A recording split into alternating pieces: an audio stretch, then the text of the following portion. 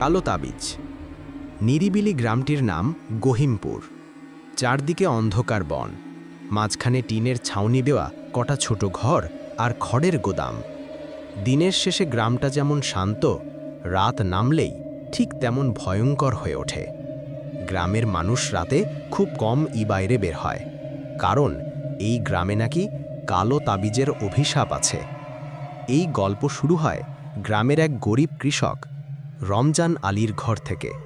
তার মেয়ে নুরা, বয়স 15, হাসি খুশি, গ্রামের সবার প্রিয়।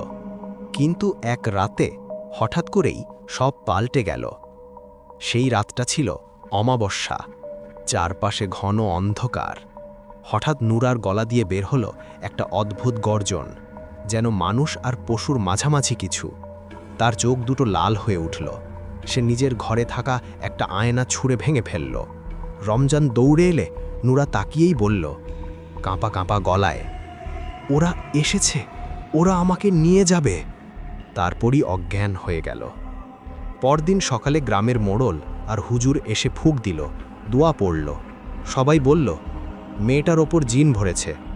কিন্তু বৃদ্ধা জহুরা খালা, যিনি বহুদিন আগে একবার এই অভিশাপ দেখেছিলেন, ফিসফিস করে বললেন, এটা জিন না রে, এটা ওই কালো তাবিজের কাজ।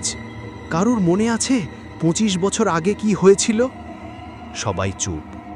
আসলে সেই সময় গ্রামে সিরাজ নামের এক জাদুকর এসেছিল। সে কালো জাদুর চর্চা করত। গ্রামের এক ধনী জমিদারের বাড়ি থেকে সে এক কালো তাবিজ চুরি করেছিল, যা নাকি এক শয়তানি আত্মাকে বেঁধে রাখত। সিরাজের হাতে সেই তাবিজ গেলে সে রাতে ভয়ঙ্কর সব কালো জাদু চালাত। শেষ পর্যন্ত গ্রামবাসী তাকে পুড়িয়ে মারে, কিন্তু তাবিজ আর খুঁজে পায়নি কেউ।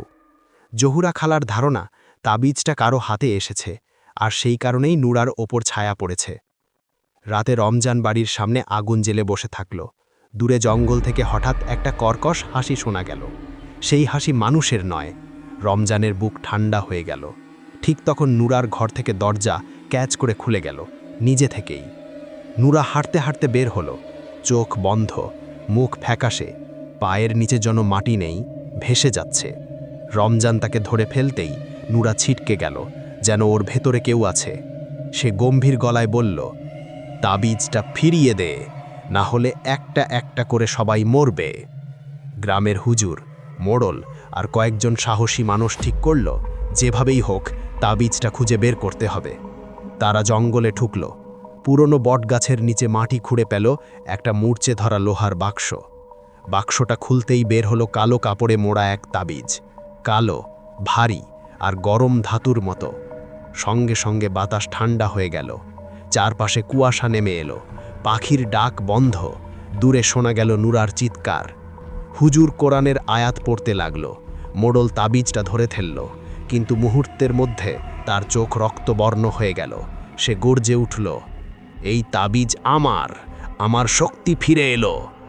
সবাই বুঝল, তাবিজটা আসলে সিরাজের আত্মাকে বন্দী করে রেখেছিল। মোড়লের শরীর এখন সেই আত্মার দখলে।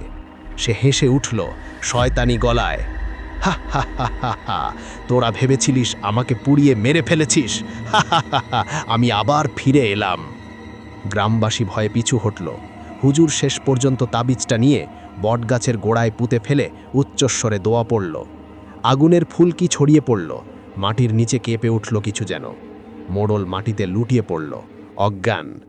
পরের সকালটা ছিল অদ্ভুত নীরব। নুরা স্বাভাবিক হয়ে গেল, কিন্তু চোখে একটা আতঙ্ক জমে রইল। সে বলল, ওরা গেছে না, শুধু ঘুমোচ্ছে। তাবিজটা আবার বটগাছের নিচে পুঁতে রাখা হলো, ভারী পাথর দিয়ে ঢেকে। গ্রামের কেউ আর তার কাছে যায় না, কিন্তু মাঝে মাঝে গভীর রাতে সেই কর্কশ হাসি আবার ভেসে আসে বাতাসে, আমি ফিরে আসব।